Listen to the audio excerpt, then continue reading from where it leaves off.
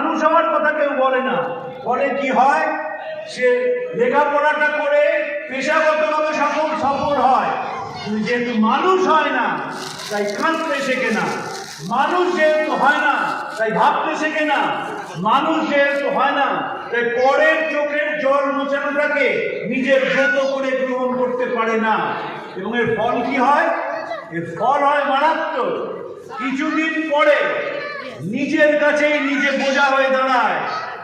আমি 33 বছর খবরের কাগজে চাকরি করছি, আমি এখনো চাকরি করি।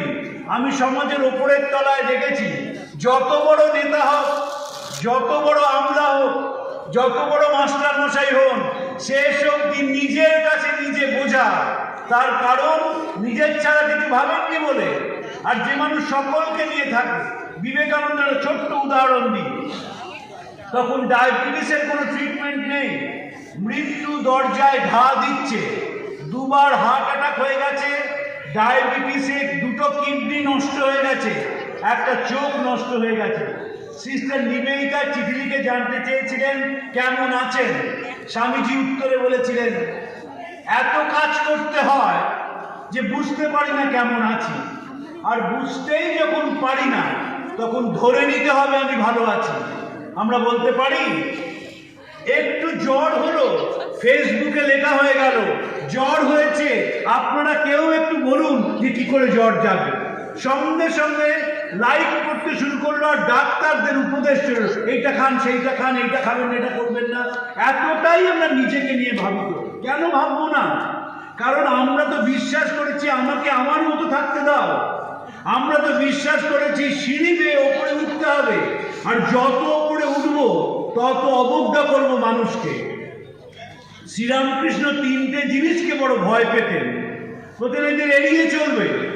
বড় মানুষ, পাগল এবং মাতাল বলে এদের এড়িয়ে চলবে। এই বড় মানুষ, আমি তো কাগজে চাকরি করি, এই বড় মানুষ দেখে চোখটা পচে গেল এবং এটা কিচ্ছু জানেন না। নিজে যে পড়াশোনা করেছেন ছাত্র জীবনে, তো আধখানা ম্যাগাজিন অব্দি পড়েননি, বসে থাকেন ঠান্ডা ঘরে এবং ভাবেন গরিবের কথা। স্বামীজি বলেছিলেন, আমি এদের বিশ্বাসঘাতক বলে মনে করি। So long millions live in hunger and ignorance, I hold every educated Indian a traitor who, having been educated, nursed into luxury but the heart's blood of the downtrodden, thousands of toiling poor, never even pays a listed to them. তাহলে কোন ভারতের স্বপ্ন দেখেছেন? নতুন ভারত বেরিয়ে আসুক, চাষার কুটির ভেদ করে, গুনাওয়ালার উনুনের পাশ থেকে, ঝোড় জঙ্গল পাহাড় পর্বত থেকে। বলছেন, হে ভারতের শ্রমজীবী, আমি তোমাদের প্রণাম করি। খুব ভয় পেয়েছিলেন বিলাসিতা দেখে। বলছেন, ভয় হয় পাঁচেই পাশ্চাত্য বীর্য তরঙ্গে ভারতবর্ষের বহুকাল অর্জিত রত্নরাজি না ভাসিয়া যায়। ভয় হয় ভারতবর্ষ না ভোগলাভের রণভূমিতে পরিণত হয়। ভয় হয় অসম্ভব অবাস্তব মুরাচ্ছেদকারী ভাবকে অনুকরণ করিতে গিয়া ভারতবর্ষ না ইটো নষ্ট ততভ্রষ্ট হইয়া পড়ে। আমাকে অনেকেই বলেন যে এই যে এত কারিগরি প্রযুক্তির উন্নতি হচ্ছে, এই যে গ্রামে গঞ্জে মোবাইল ফোন চলে যাচ্ছে, এই যে গ্রামে গঞ্জে মানুষের মধ্যে বিলাসিতা হচ্ছে, এর থেকে বেরিয়ে আসার উপায় কি? এই উপায় হচ্ছে একেবারে ছোট বয়স থেকে ছেলে মেয়েদের সঙ্গে সমাজকে জুড়ে দেওয়া। যে সমাজের জন অরণ্যের মধ্যে হারিয়ে যায়, কোনোদিন কোনো বিলাসিতা তার মনকে স্পর্শ করতে পারে না।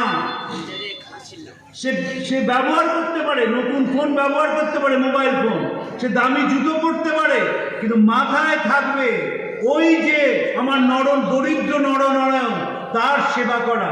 যে আলোর নিচে আসতে পারেনি তাকে আলোর নিচে নিয়ে আসা, এবং গোটা জীবন তাতে সে ব্যয় করে। আমি একটি ঘটনার কথা আপনাদের বলি, অসাধারণ ঘটনা। বিধানচন্দ্র রায় তখন কলকাতার পশ্চিমবঙ্গের মুখ্যমন্ত্রী। তার যে অর্ডারলি ছিল, সে অর্ডারলি ছেলের একটা পেটে আলসার হয়, এবং তখন যিনি চিফ সেক্রেটারি ছিলেন এস.এন. রায়, তিনি সে অর্ডারলিকে বিধান রায়ের কাছে নিয়ে যান এবং গিয়ে বলেন, স্যার, এর ছেলের একটু পেটে আলসার হয়েছে, সে এই ওষুধ প্রেসক্রিপশন দিয়েছেন ডাক্তারবাবু, আপনি একটু দেখে দিন যে ঠিক চিকিৎসা হচ্ছে কিনা। তিনি প্রেসক্রিপশন দেখে বলেন তো খুব দামি ওষুধ দিয়েছে, আর অর্ডার লিখে বলে তুমি কালকে এসো, তোমাকে আমি এই ওষুধ বিনা পয়সায় দিয়ে দেবো, তুমি ছেলেকে তুমি খাইও। পরের দিন তো সেই অর্ডার লিখে নিয়ে চিফ সেক্রেটারি গেছেন। ডক্টর রায় বলছেন, শোনো হয়ে তোমার ছেলেকে আমি দেখে এলাম, কোনো চিন্তা করো না, ও ভালো আছে, অত দামি ওষুধ খাওয়ার দরকার নেই, তুমি এই ওষুধটা খাওয়ালেই ছেলে ঠিক হয়ে যাবে। তবে বাবার মন তো, আমি তোমার দামি ওষুধগুলোও নিয়ে এসেছি। তখন চিফ সেক্রেটারি বলছেন, স্যার আপনি দেখতে গেলেন? বলেন, দক্ষিণ কলকাতার নেমন্তন্ন ছিল, নেমন্তন্ন বাড়ি থেকে মনে হলো তাই তো, ওর ছেলে তো এই হাসপাতালে ভর্তি আছে, সেই ছেলেটিকে দেখে আমি এলাম। তখন এসএন রায় বলেছেন, আপনি চলে গেলেন? বলেন, সে কি, ডাক্তার রুগীর কাছে যাবে না?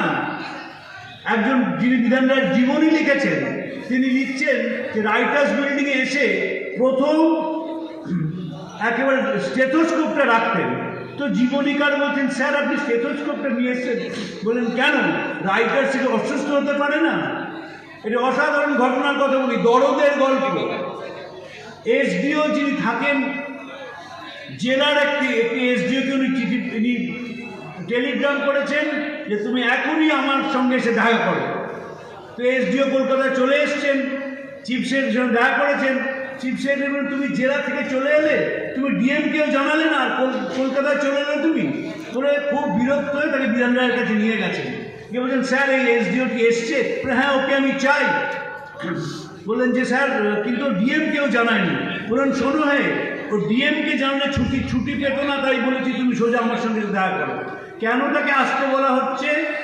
যতীন চক্রবর্তী তিনি জেলে বন্দি আছেন, তার হাঁপানির অসুখ, তাই এসডিওর হাত দিয়ে সে হাঁপানির ওষুধ তিনি পাঠিয়ে দিচ্ছেন, যাতে এবং বলা গিয়ে যাতে যতীন চক্রবর্তী যে ওষুধটি খান।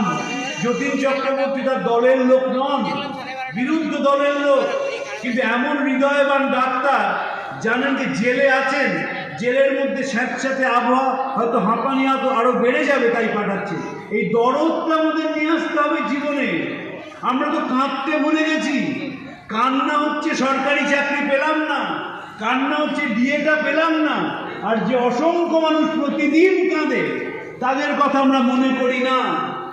প্রতিদিন কেঁদে যায় কত বাচ্চা, রেল স্টেশনে কত বাচ্চা কেঁদে যায়, কাঁদতে কাঁদতে চোখের জল শুকিয়ে যায়, আর এগোতে পারে না জীবনে, যতক্ষণ আমরা তাদের কথা ভাবতে পারছি।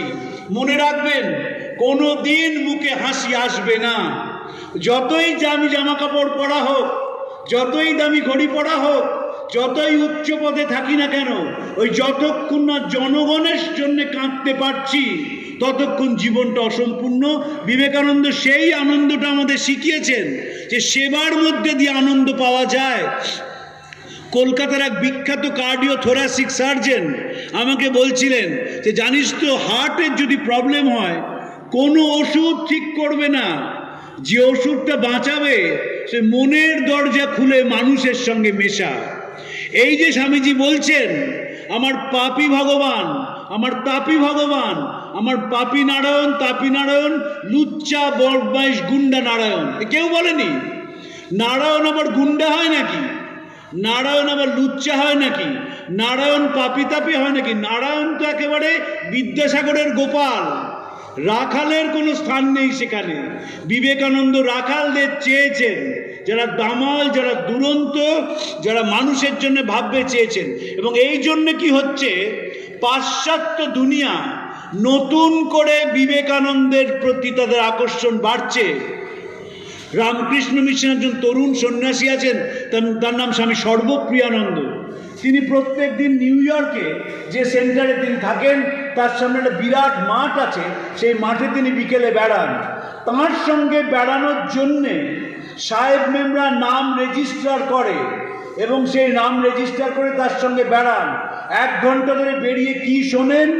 তারা স্বামীজি এবং বেদান্তের কথা শোনেন। এবং পাশ্চাত্যে একটি নতুন গোষ্ঠী তৈরি হচ্ছে, তারা বলছে SBNR, আমরা স্পিরিচুয়াল বাট নট রিলিজিয়াস। আমি প্রাতিষ্ঠানিক ধর্ম মানি না, আধ্যাত্মিকতায় বিশ্বাস করি, ভালোবাসায় বিশ্বাস করি, সেবায় বিশ্বাস করি, চোখের জল মোছানোটাকে মনে করি জীবনের অবশ্য কাজ। আপনাদের একটি ঘটনার কথা বলি। যখন কোভিড এসেছিল তখন ভয়ঙ্কর অবস্থা হয়েছিল দু ধরনের জীবের। এক হচ্ছে যারা বয়স্ক মানুষ, তাদের দোকানপাট বন্ধ হয়ে গেল, কি করে বাজারে যাবেন, কি করে খাবার আসবে তারা জানে না। আর বিপদে পড়ল পথ সারমেয়রা, যেহেতু দোকান বন্ধ হয়ে গেল, যেহেতু জলের যোগান চলে গেল, পথ সারমেয়রা কি করে বাঁচবে। চোখের সামনে দেখেছিলাম কলকাতার বিভিন্ন স্কুল কলেজে পড়া ছেলে মেয়ে তারা ছোট ছোট দল তৈরি করে সেই পথ সারমেয়দের খাওয়াতে শুরু করলো। একটি পথ সারমেয় মারা গেল না। একটি ঘটনা, প্রত্যক্ষ ঘটনার কথা বলি। লেকে একদিন গেছি, লেকের সামনে দেখি একজন সার্জেন্টের সঙ্গে দুটি ছেলে মেয়ে তুমুল তর্ক করছে। সেই সার্জেন্টটিকে তারা বলছে যে আপনাকে লেকটা খুলে দিতে হবে সকালে 5 মিনিট এবং বিকেলে 5 মিনিটের জন্য। সেই সার্জেন্ট বলছেন আমি খুলতে পারবো না, কারণ রাজ্য সরকার নিয়ম করেছেন যে কোনো পার্ক, কোনো স্কোয়ার, কোনো গার্ডেন খোলা যাবে না। আমি তখন গিয়ে বললাম যে আপনারা এরকম করে চাপ দিচ্ছেন কেন, কেন বলছেন লেকের দরজা খুলে দিতে হবে? তারা বললেন সাংঘাতিক কথা, বলেন ওর মধ্যে 2টি পথ কুকুর আছে যাদের কিডনির অসুখ, যদি ওষুধ দেওয়া না যায় তাহলে এই কুকুর দুটি মারা যাবে। তাই সকালে 5 মিনিট খুলতে হবে, বিকেলে 5 মিনিট খুলতে হবে, যাতে ওষুধ তারা দিতে পারে। তারপর আমি আমার কাগজের ইনফ্লুয়েন্স খাটিয়ে তাদের সে খোলার ব্যবস্থা করেছিলাম। কিন্তু যে দরদ, দুটো কুকুর মারা যাবে তাই জন্যে দরদ, এরাই জীবনে সফল হয়। যার দরদ নেই, বিবেকানন্দ প্রশ্ন করছেন ভারতবর্ষে কি মারা যাবে?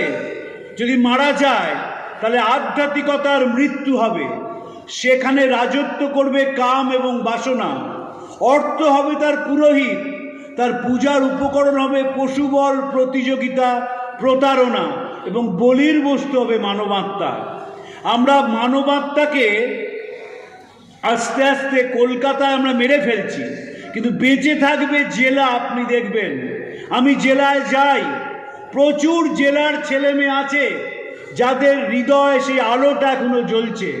আমি কিছুদিন আগে হুগলিতে গিয়েছিলাম, সেখানে একজন মাস্টার মশাই দেখলাম সারা স্কুলে ভারতবর্ষের ইতিহাসটা লিখে রেখেছেন। সিঁড়িতে লিখে রেখেছেন খলিশানি বিদ্যা মন্দির, হুগলি জেলায় চন্দননগরে ইতিহাস লিখে রেখেছেন সিঁড়িতে, দেয়ালে। এবং সেই যে ছেলে মেয়েদের পড়াচ্ছেন সেটি কিন্তু কলকাতার কোনো বড় স্কুলে পাওয়া যাবে না।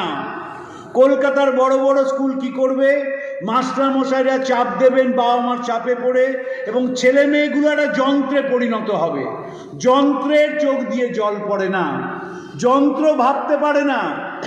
আমরা 2023-এ দেখলাম রাজস্থানের কোটা শহরে, যেখানে আইএএস টিচিং হয়, সেখানে 29 জন ছেলে মেয়ে মারা গেল। আমরা কি করলাম? আমরা তাদের স্ট্রেস কমালাম না, ফ্যানে একটা যন্ত্র লাগিয়ে দিলাম যাতে গলায় দড়ি দিলে ফ্যানটাই নেমে আসে। যিনি আত্মহত্যা করবেন ঠিক করেছেন, ছাদে গিয়ে আত্মহত্যা করবে, ফ্যান থেকে জুড়বে না। কিন্তু কি করে তাদের স্ট্রেস কমানো যায়, কি করে তাদের মনটা ভালোবাসা দিয়ে ভরিয়ে দেওয়া যায়, সেইটার দিকে তাকে নজর নেই। এখানে যদি একজনও অভিভাবক উপস্থিত থাকেন, আমি তার কাছে অনুরোধ করব, আপনার সন্তানকে প্রতিদিন বিবেকানন্দ পড়ান। বিবেকানন্দের মধ্যে একটা অদ্ভুত শক্তি আছে। আমাদের জীবনের যা সমস্যা সেটিকে অতিক্রম করার শক্তি বিবেকানন্দের মধ্যে আছে। একজন জেলে, তার ফাঁসি হয়েছিল, তার নাম রামকৃষ্ণ বিশ্বাস। তার কাছে দেখা করতে গিয়েছিলেন প্রীতিলতা ওয়াদ্দেদার।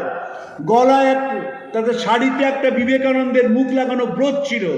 তিনি তাকে চিঠি লিখেছিলেন যে স্বামীজি মনে রাখবে ভারতবর্ষের সোশ্যাল অ্যান্ড মরাল টিচার। ভারতবর্ষের সঙ্গে এই মরাল ট্রেনিং অ্যান্ড সোশ্যাল ট্রেনিং দিলে ভারতবর্ষ এগিয়ে যাবে। এবার ভারতবর্ষের এগিয়ে যাওয়ার কিছু গল্প বলে আমার বক্তব্য শেষ করি। ভারতবর্ষের যারা আর্টিজান রয়েছেন, শিল্পী, তারা তো গ্লোবাল রেকগনিশন পাচ্ছেন।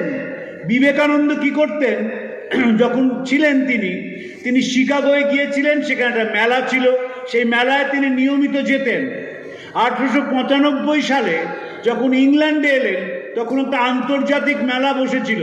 তিনি নিজে যাননি, কিন্তু তার মধ্যম ভ্রাতা মহেন্দ্রনাথ এবং গুরুব্রতা শারদানন্দকে পাঠিয়েছিলেন এবং প্যারিসে যখন আসেন 90 সালে সেই মেলায় নিয়মিত যেতেন। রদার সঙ্গে তার পরিচয় হয়, কারণ স্বামীজি ফরাসি ভাষা মাতৃভাষার মতো বলতে পারতেন। কেন মেলায় যেতেন? যাতে ভারতীয়দের তৈরি করা জিনিসপত্র আন্তর্জাতিক বাজারে পৌঁছে দেওয়া যায়।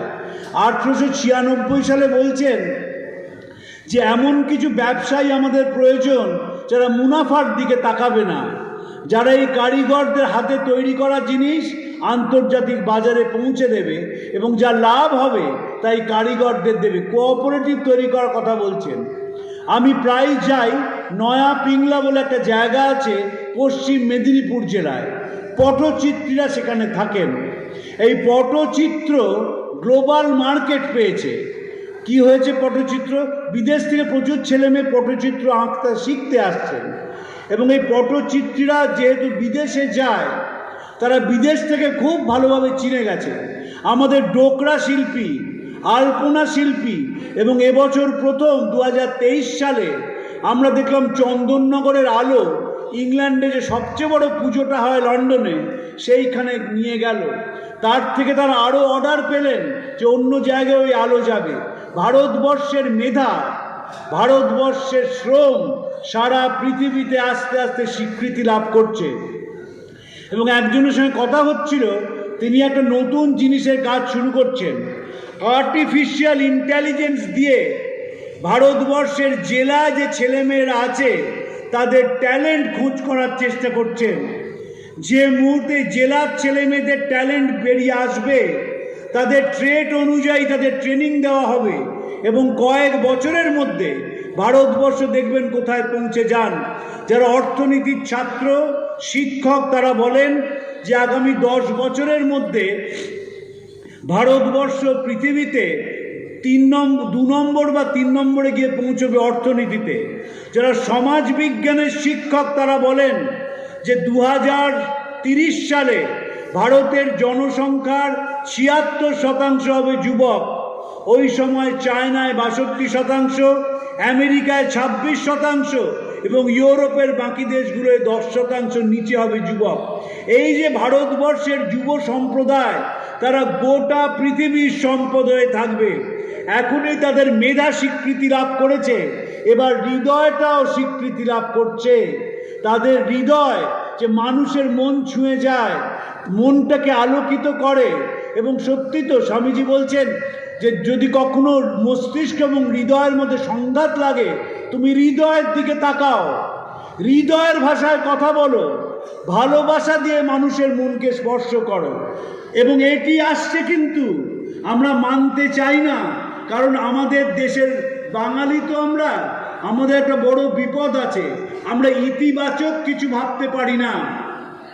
রোমা রোলা যখন রবীন্দ্রনাথকে বলেছিলেন কি পড়বো ভারত সম্বন্ধে, রবীন্দ্রনাথ বলেছেন যদি ভারতবর্ষের কথা জানতে চাও তাহলে বিবেকানন্দের কথা পড়ো, তার মধ্যে নেতিবাচক কিছু নেই, সবটাই ইতিবাচক।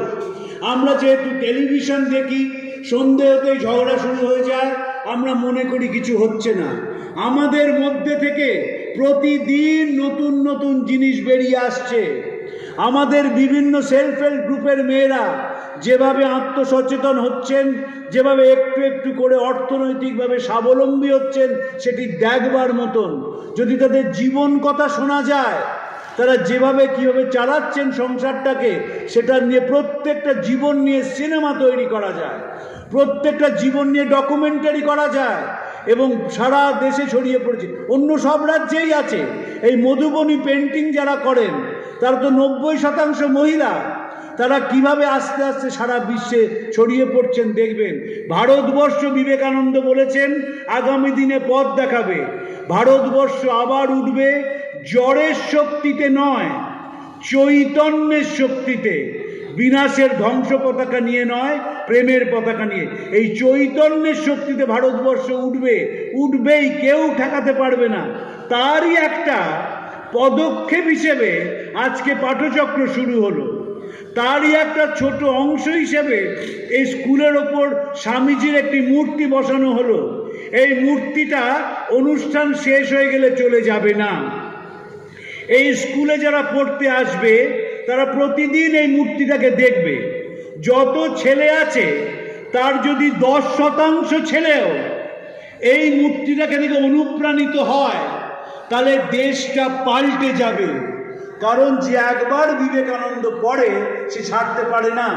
একজন বিখ্যাত আমেরিকান সাহিত্যিক ছিলেন, তার নাম লিটন স্টার্চি। জোসেফিন ম্যাকলাউ তার টেবিলের ওপর এটি বিবেকানন্দের মূর্তি রেখে দিয়ে এসেছিলেন। লিটন স্টার্চি লিখছেন, যখন প্রতিদিন সূর্যাস্তের সময় আলো এসে এই মূর্তিটার ওপর পড়ে, তখন মনে হয় কোনো অন্তর্নিহিত জ্যোতি মূর্তিটিকে জ্যোতির্ময় করে তুলেছে। সরলা দেবী চৌধুরানী, যিনি ভারতী পত্রিকার সম্পাদিকা ছিলেন, তার আত্মজীবনী জীবনের ঝরাপাতায় লিখছেন, বিবেকানন্দের মধ্যে ছিল একটা ডিনামাইটের শক্তি, ভেঙে গড়ার অপূর্ব ক্ষমতা। তার একটা স্ফুলিঙ্গ আমার মধ্যে এসে পড়েছিল, আমাকে ভেঙে নতুন করে তৈরি করেছিল। সুভাষ বোস বলেছিলেন যে যদি বিবেকানন্দ বেঁচে থাকতেন তবে তিনি আমার গুরু হতেন, এবং দেশ ত্যাগ করার আগে বন্ধু দিলীপ কুমার রায়কে একটি চিঠিতে লেখেন, ভারতবর্ষের যে স্বাধীনতা সংগ্রাম, সেই স্বাধীনতা সংগ্রামের মন্ত্রের উদ্গাতা বিবেকানন্দ, গন্তব্য শ্রীরামকৃষ্ণ। এইখানে দু লাইন একটু বলি। স্বামীজি শিষ্যকে বলছেন, শ্রীরামকৃষ্ণ তোমায় কৃপা করুন, এর থেকে বড় আশীর্বাদ আমি জানি না। আবার নিবেদিতাকে বলছেন, যদি শ্রীরামকৃষ্ণ আমাকে যেভাবে পথ দেখিয়েছেন সেইভাবে বা তার শতগুণ পরিষ্কারভাবে তোমাকে পথ দেখানো এই প্রার্থনা করি। সিস্টারকে বলছেন, তুমি যেমন করে খুশি সেরকম করে পড়াও, শুধু রামকৃষ্ণ পড়িও। কেন বারবার রামকৃষ্ণের কথা বলছেন? কারণ শ্রীরামকৃষ্ণের মধ্যে একটা আগ্রাসী ভালোবাসা ছিল, যে ভালোবাসা ধর্ম লিঙ্গ সব ভেদ করে মানুষকে আপন করেছিল। তাই রামকৃষ্ণ পড়ালে বিবেকানন্দের সঙ্গে সঙ্গে মানুষের মনটা বড় হয়ে যায়, আর একবার মনটা বড় হয়ে গেলে তাকে আর ছোট করা যায় না। Expansion is life, contraction is death. Love is expansion, selfishness is contraction. So love your fellow men because that is the law of life. রাজা পিয়ারিমোহন মুখোপাধ্যায়কে স্বামীজি লিখেছিলেন, প্রসারণ জীবন, সংকোচন মৃত্যু। ভালোবাসাই প্রসারণ, স্বার্থপরতাই সংকোচন। তাই মানুষকে ভালোবাসো, কারণ তোমার ওটা ধর্ম।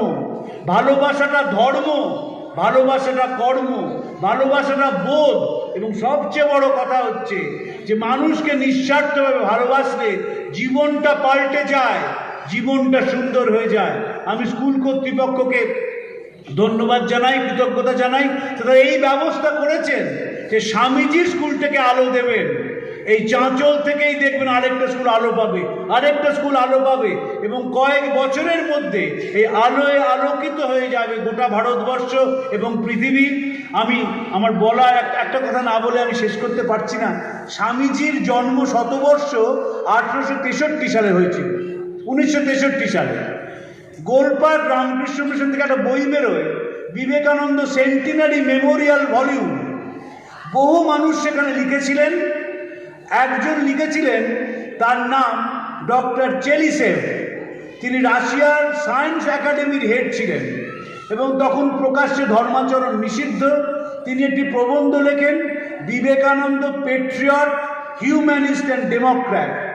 সেই বড় লেখাটা শেষ করছেন এই বলে, many years will pass, many generations will come and go.